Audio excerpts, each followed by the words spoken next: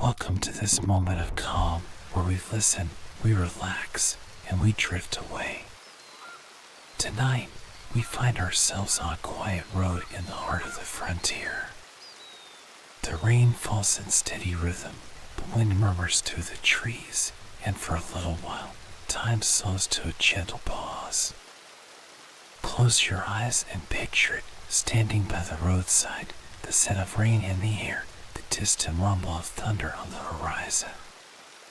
The world feels vast yet peaceful as each raindrop dances upon the earth, weaving a soothing melody. So take a deep breath, settle in, and let the sound of the rain carry you into a state of pure tranquility. Now, let's begin. Once upon a time, everything in the woods was covered deep with snow, the berries, the juicy young bushes, and the roots. The animals had stowed themselves away for the winter to sleep, the bear in a deep cave, the chipmunk in a hollow log, and the wild mouse in a cozy hole beneath the roots of a tree. The wind sang a high, shrill song in the tops of the pine trees, and the doors of the wigwams were shut tight. But the door of Son of a Brave's wigwam suddenly opened a little way, and the Indian boy himself looked out. He had his bow and a newly tipped arrow in his hands. While the snow and the ice had been piling up outside in the Indian village, Son of a Brave had been very busy. He had been working beside the home fire making his new arrowhead. First, he had gone to the wigwam of the village arrow maker to ask him for a good piece of stone. The arrow maker had been good enough to give Son of a Brave a piece of beautiful white quartz. Then Son of a Brave had set to work on it. He had shaped it with a bighorn knife and chipped it with a hammer. He had polished it in a dish of sand until it shone like one of the icicles outside.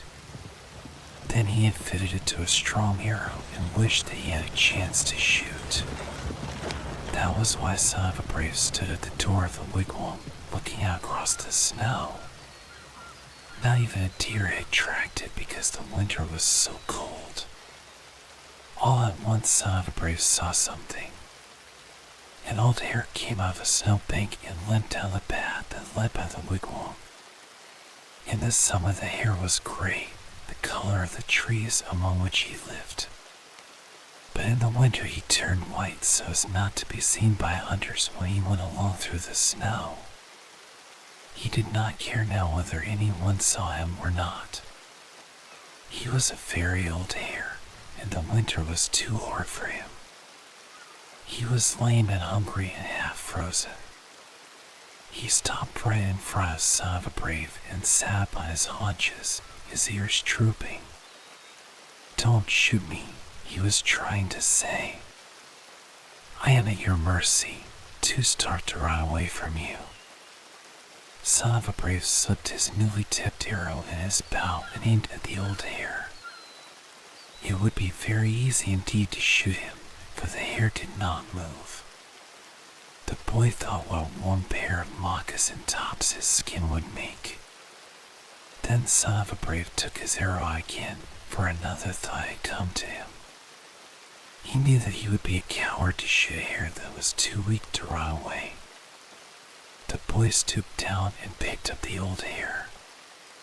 He wrapped him close up to his own warm body in his blanket. Then he went with him through the snow of the woods until they came to a place where a stream ran. There were young willow trees growing along the edge. Here he set down the hare. He began to dig away the ice and frozen earth with his new arrow tip until the roots of the trees and the soft bark could be seen. How the hare did eat these! Son of a Brave left him, still eating, and went home. The Indian boy did not see the hare again that winter. He knew that he had dug a large enough hole so that the hare could find shelter and have enough food. His bow and arrow were hung on the wall, and Son of a Brave sat by the fire with his mother and father until spring came. One day a bird sang out of the forest. Then the streams began to sing. The moss made a carpet all over the ground outside of the wigwam. Soothe felt like running and shouting. He left off his blanket and went out into the woods to play. Oh, what did the boy see there? He had scarcely gone a rod from the wigwam when he saw a large gray hare following him. This was strange, for hares usually ran away. Soothe waited, and the hare came close to him. Then he saw, because it limped, that it was the old hare that he had befriended in the winter. He was now fat and well-fed, and dressed in his summer coat. The hare flopped his ears to Soothe and hopped a little way ahead, so the boy followed.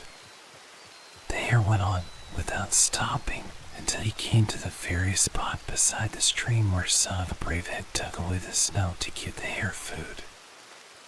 Oh, what did the boy see there?